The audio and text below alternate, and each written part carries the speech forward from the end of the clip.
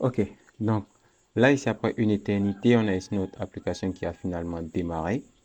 Et ici, ils disent qu'on peut modifier ici app.tsx pour vérifier ici que ça fait ici la mise à jour. Donc ici, si après open, je mets ed. Pour que ça fasse ici open, on voit que là, c'est automatiquement reflété ici sur notre téléphone. D'accord. Donc là, on va ramener ici le open. Et ce qu'on va vouloir mettre en place, c'est de mettre en place ici le routing ici de notre application, en utilisant ici Expo Router. Et pour utiliser ici Expo Router pour le routing de l'application, on doit créer la navigation basée ici sur la structure des fichiers. Et pour la structure des fichiers, il faut qu'on ait ici un dossier principal qui va s'appeler ainsi app. Donc là, c'est la structure du fichier initial. Ensuite, ce qu'on doit faire, c'est que là, au niveau des app, on doit créer ici un fichier underscore layout.tsx. Tout simplement. Si on fait ça et qu'on enregistre, si jamais on redémarre notre application, ce que je vais faire plutôt au niveau ici de layout.tsx, on va créer ici une nouvelle constante qu'on va appeler route layout qui va être égal ici à une fonction fléchée.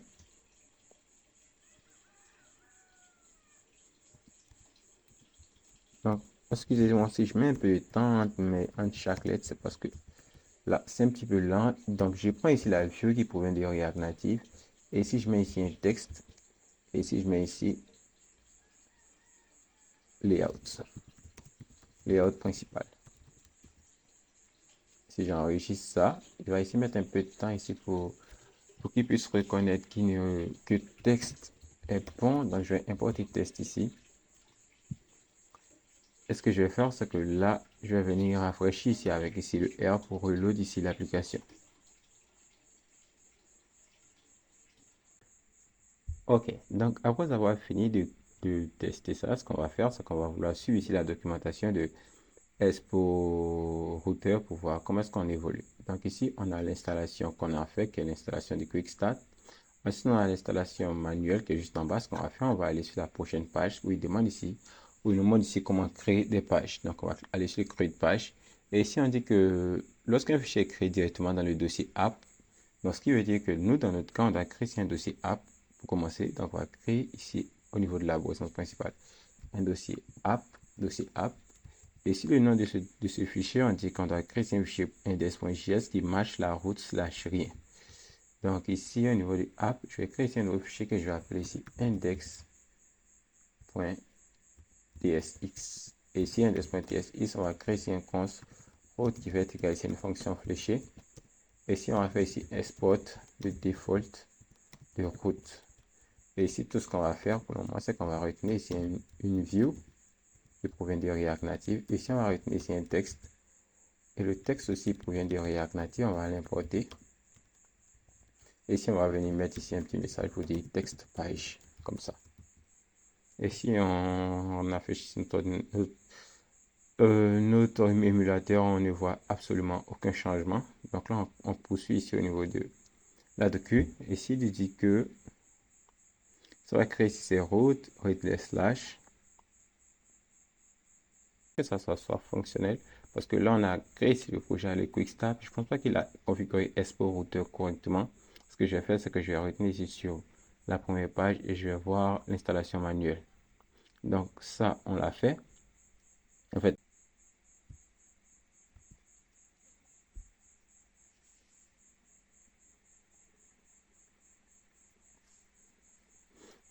et pendant qu'on y est, il faut que je vérifie au niveau du package.json aussi. Ok, au niveau du package.json, le main est resté bloqué ici sur app_entry.js, alors que lorsqu'on utilise Expo Router, il faut que le main pointe ici sur Expo Router entry. Donc, je pense que lorsqu'on utilise ici le quick start, c'est-à-dire cette commande-là, elle ne fait pas ici, elle ne marche pas ici tout le travail pour nous. Je pense qu'il faut qu'on fasse ici quelques petites configurations. Donc, on va installer ça. Je pense pas que ce soit déjà installé. On va regarder. Donc, lui, il est déjà installé par défaut. Donc, pour ceux qui n'ont pas encore fait, vous ne l'installez pas. Mais vu que j'ai déjà lancé, je vais le laisser couler. Puisque ça ne va pas créer ici de doublon au niveau du node module. Donc, moi, je vais laisser couler. Sinon, ça a été déjà fait. Ensuite, ce qu'il faut aller faire, prochaine configuration, c'est de prendre ici cette main qui se trouve dans package.json. Depuis la docu, vous allez copier. Vous allez ouvrir ici votre package.json et vous allez venir remplacer ici avec cette main là. Et je n'oublie pas ici la virgule. Ensuite, si ça c'est bon, il va mettre un peu de temps parce que, comme j'ai dit, l'ordinateur est vraiment lent. Il va dire qu'on doit aller modifier ici le app.json pour lui passer ici le bundler métro. Ça, je pense que c'est déjà fait. On va aller vérifier.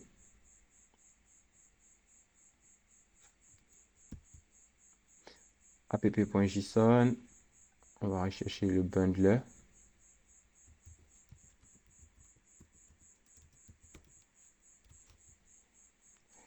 Au niveau du web, ils disent qu'on doit ajouter ici métro web. Bon, ça c'est pour la vue sur le web. On va pas utiliser ici le web, on va utiliser ici l'émulateur. Donc je pense pas que celui-là soit nécessaire. Ensuite, le prochain élément, c'est le babel.config, mais je pense que ça, c'est déjà configuré. Parce que si vous comparez ici le votre fichier babel.config à celui-là, il est presque identique. Donc, je vais copier, je vais aller au niveau du babel.config.js et je vais le coller pour qu'on puisse le comparer ensemble. Et ce que je vais faire, c'est que je vais sélectionner tout ça et je vais voir. Je vois que là, on a API cache true, preset babel, preset expo. Donc, on a ici le même fichier. Donc, au niveau du babel, il n'y a rien à faire. Donc, le gros du travail, c'était juste de remplacer ici la main qui se trouve dans package.json. Ainsi, si je fais ça et que je relance encore mon serveur avec npm start et que je remets mon émulateur sur le côté maintenant, il va me dire qu'il ne se connecte pas à métro parce que j'ai coupé ici.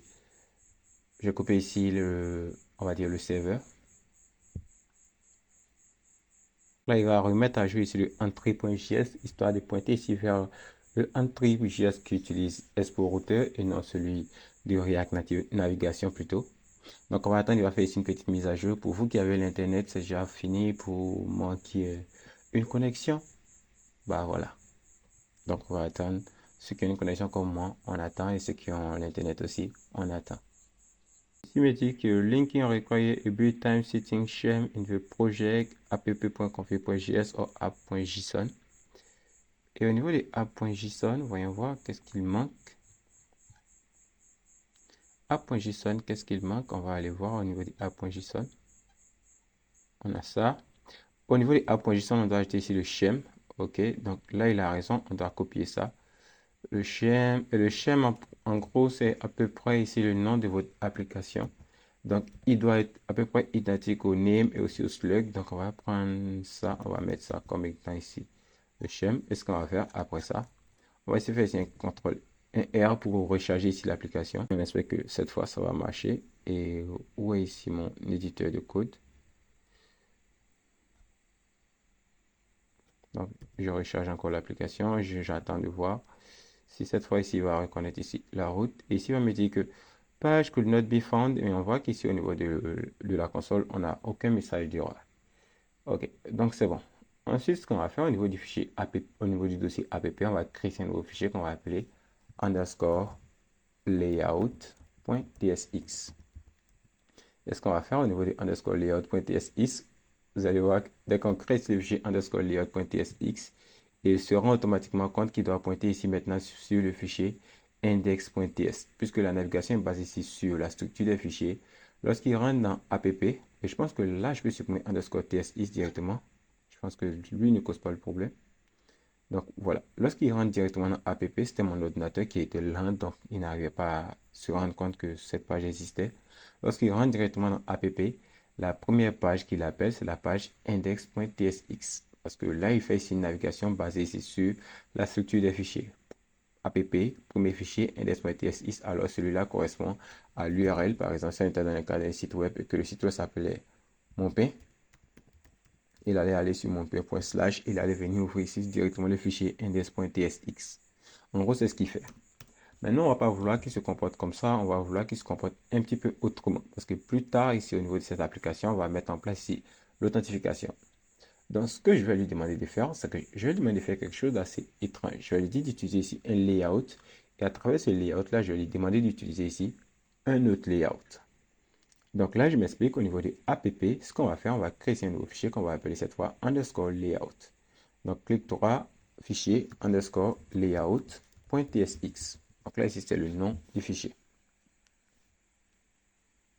D'accord? Et ce fichier-là, comment est-ce qu'il se compose? Il se compose ici comme une composante, un fichier classique de React Native. On va l'appeler route layout, qui va être égal ici à une fonction fléchée. Et cette fonction fléchée, on va venir ici faire ici un export default de cette fonction fléchée, route layout.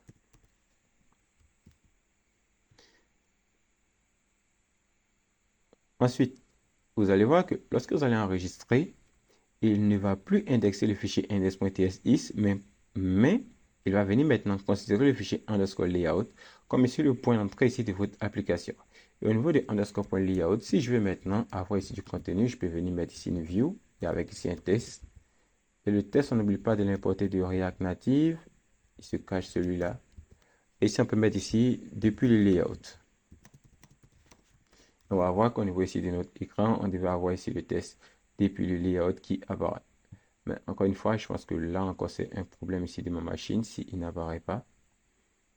Qu'est-ce que je peux faire pour qu'il apparaisse? Si je recharge l'application, est-ce qu'il va sortir? Et je pense qu'il ne sort pas tout simplement parce que là, je n'ai pas ici fait ici un return. Donc désolé la machine, puisque tu sailles souvent, je suis obligé de tout mettre sur toi. Et on voit que là, lorsque je mets ici le return, on a ici notre élément qui est parti totalement ici en haut. Et si je veux l'avoir ici au centre, je peux ici venir ici lui donner ici un style avec ici un flex de 1, justify content de center et un align item de center. Zut. Donc voilà, on va voir que là ça sera affiché ici depuis le layout et on voit que le fichier index.tsx est immédiatement, on va dire ici, éjecté. En gros, lorsque la navigation est basée ici sur la structure des fichiers, s'il y a un fichier underscore layout qui a été créé, c'est lui qui sera l'index.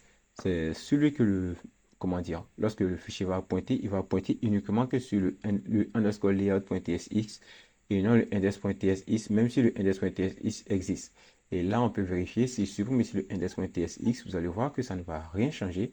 On aura toujours ici notre depuis le layout qui sera appelé parce que lorsqu'on rentre dans app directement, on appelle directement le fichier underscore layout.tsx. Donc voilà un petit peu ici ce qu'il faut savoir sur la structure ici des fichiers, mais je pense que vous allez découvrir au fur et à mesure qu'on va avancer.